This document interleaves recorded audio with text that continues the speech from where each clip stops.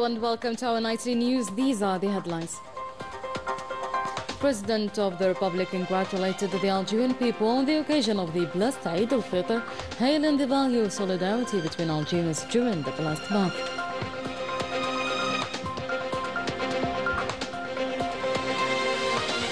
President of the Republic received a phone call from his Turkish counterpart who congratulated him on the occasion of Eid al-Fitr alongside the Algerian people.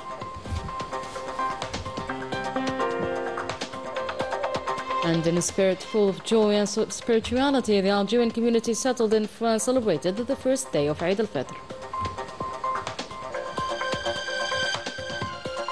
As for Gaza, this Eid is missing more than just a joyful atmosphere. Zion's bombardments are still ongoing, claiming the lives of dozens. In addition to all these candles bursting out of its sectors, Morocco found itself now in the middle of a drug trafficking scandal involving its regime. Welcome back, everyone, to tonight's news. The President of the Republic, Abdelmajid Tebboune, extended his greetings to the Algerian people on Sunday evening on the occasion of Eid al-Fitr, highlighting the spirit of solidarity and brotherhood that prevailed throughout the holy month of Ramadan. In his address, he expressed his sincere wishes to Algerians, emphasizing the sense of peace, generosity and unity that characterized this month. He also acknowledged the contributions of citizens, traders and economic operators in upholding traditions of solidarity. The President extended Eid greetings to all the Algerian diaspora and all Muslims, with a special mention of the Palestinian people who continue to endure occupation and oppression. He prayed for their martyrs, the recovery of the wounded and a decisive victory for those steadfast in their struggle. The President concluded by wishing everyone a blessed Eid. Long live Algeria, free and proud, glory to our valiant martyrs. Now let's have a listen to the President of the Republic. بسم الله الرحمن الرحيم وصلى اللهم وسلم على حبيبنا وإمامنا ونبينا سيدنا محمد ألف صلاة وألف سلام عليه.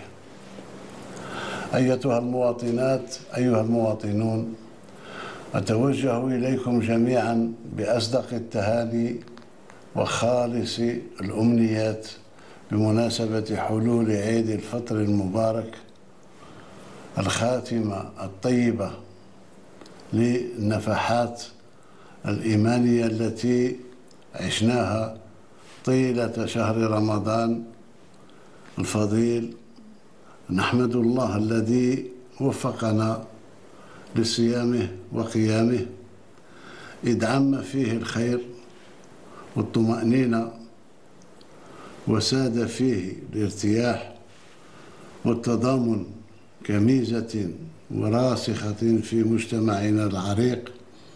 ونشكر بهذه المناسبة كل من ساهم في تكريس عاداتنا المحمودة في التضامن والأخوة، وبسلوكاتهم الرقية من مواطنين وتجار ومتعاملين اقتصاديين بخدمتهم وتفانيهم في مهامهم.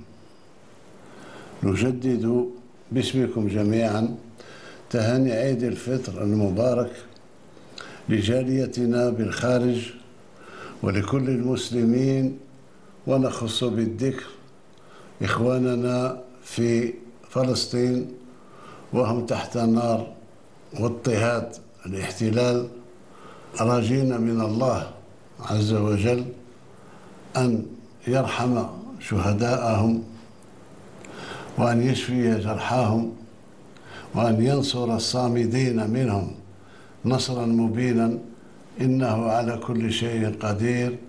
عيدكم مبارك سعيد، كل عام وأنتم بخير.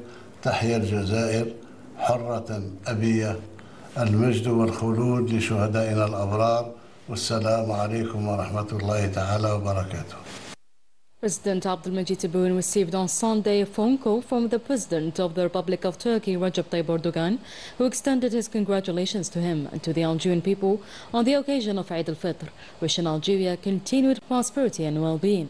In return, President Tebboune congratulated President Erdogan and expressed his best wishes for further progress and development for the Turkish people. The two presidents also agreed to a forthcoming meeting on the occasion of the leadership of the joint high-level committee between the two countries. On the occasion, the leaders expressed their hope for an urgent resolution to the suffering of the brotherly Palestinian people who are enduring the most horrific forms of genocide in history. The first day of Eid al-Fitr, which will be tomorrow in Algeria, was celebrated today in France with Salat al-Eid held this morning at the Grand Mosque of Paris, marking a moment of unity and shared values. Our correspondent Afaf Boulouchat came with the following, taken up by Najh. Allahu Akbar. At the Grand Mosque of Paris, the Algerians residing in France gathered in large numbers to celebrate the first day of Eid al-Fitr. The day began with Salat al-Eid, a powerful expression of their faith and cultural heritage, reaffirming their deep-rooted traditions and unity. Algerians of all ages, men, women and children came together to celebrate the first day of Eid al-Fitr, upholding their traditions and devotions. Amid the overwhelming presence of the faithful exceeding 45,000 people from diverse backgrounds, the Grand Mosque of Paris became a symbol of unity and faith on Eid al-Fitr, stood together in devotion and celebration. The Eid ambience is radiant. It is amazing to see this many people in the mosque for the prayer who even want to stay longer. This day is very joyous, thank God, with the prayer and its peace.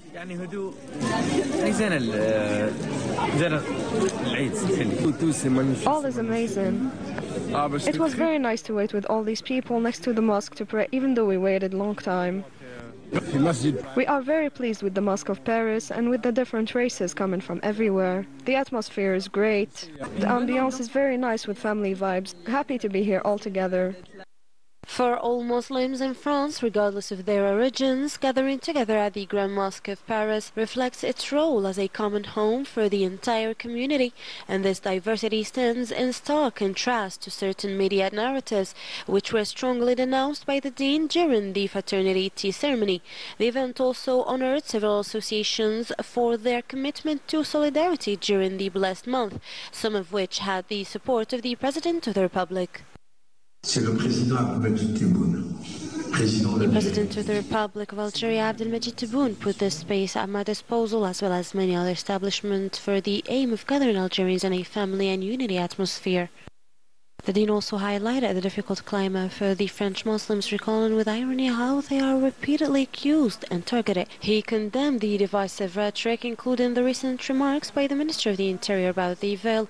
Despite these challenges, he emphasized that solidarity, not division, defined this Ramadan. I thank all the volunteers and Algerian associations in France who were honored for their dedication during Ramadan. And the children present were at the heart of the celebration, with their eyes shining, and with joy they received the gifts aimed at encouraging them to learn Arabic and stay connected to their heritage. But in the occupied Palestine, the people of Gaza marked the first day of Eid al-Fitr under relentless bombardments by the Zionist aggression, leaving dozens martyred. The usual joy of Eid was replaced by heartbreak as the sounds of celebration were drowned out by explosions and the streets filled with the remains of children and mass graves. Misali Leberman. Eid al-Fitr, a joyous celebration amongst Muslims, is celebrated by Palestinian people on the rubble and in hospitals, or what remains of them. Dozens martyred and many more injured, crimes that the Zionist aggression is at the heart of, crushing and destroying any hope for a peaceful celebration.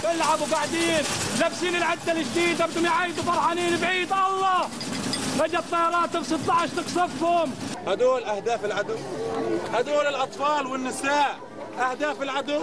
حسبنا الله ونعم الوكيل. الله أكبر.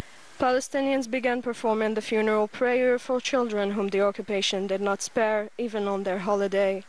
Dressed in not their new festive clothes, but in shrouds adorned with their pure blood, they depart from our world. With them, joy, smiles, and celebration vanish, stolen by the occupation. طفل بيلعب انا في الخيمه قاعد الولد بيلعب برا قاعد متصاوب الولد. I don't understand what is happening. What is this? Why are you destroying the hopes and dreams of children? Most of the martyrs today are children.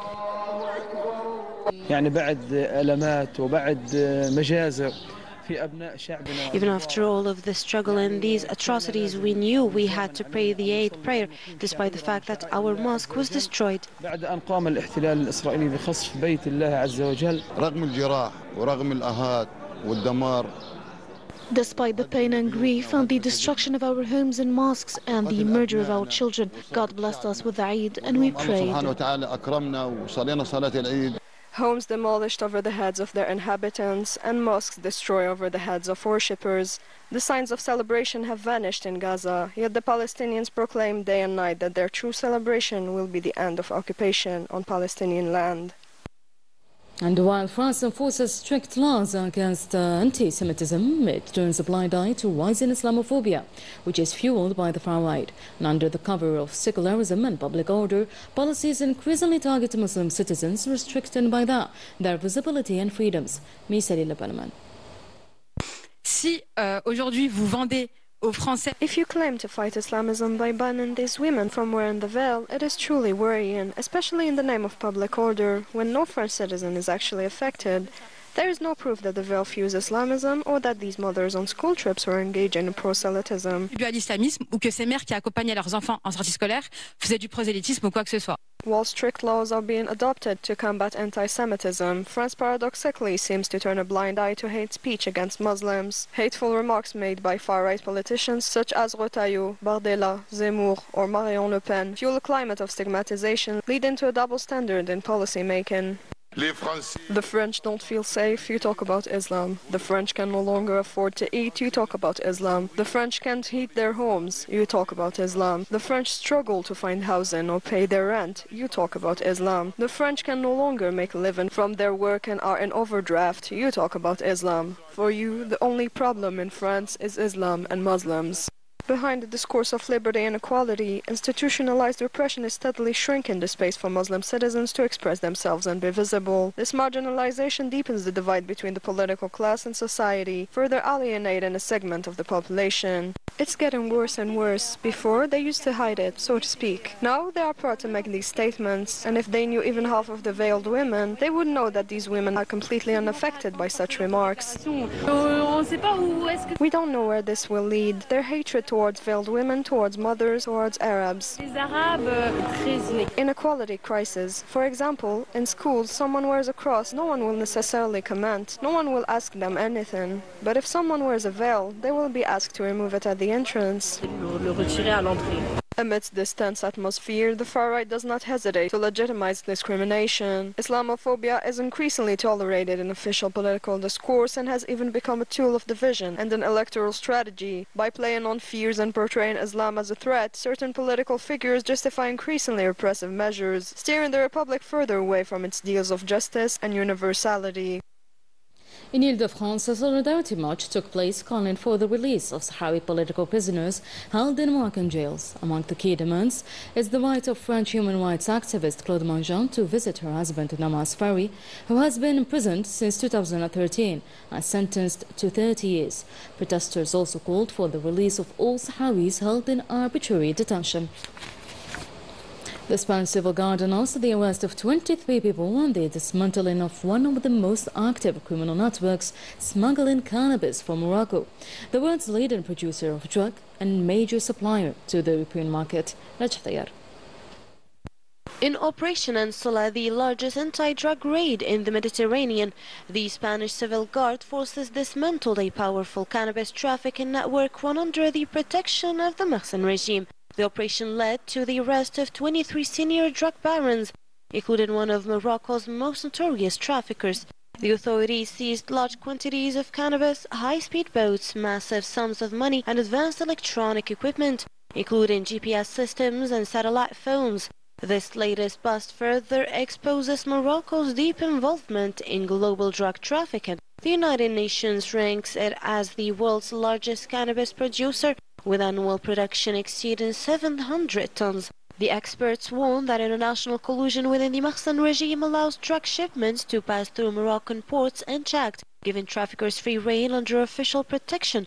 With its illicit drug trade fueling networks across Europe, the Spanish drug enforcement officials stress that the persistence of these operations reveals a deeply rooted system of corruption, turning Morocco into a growing threat to the European security as organized trafficking continues to expand unchecked. Another group of Spanish activists was denied entry into Western Sahara territory where human rights concerns are prevalent.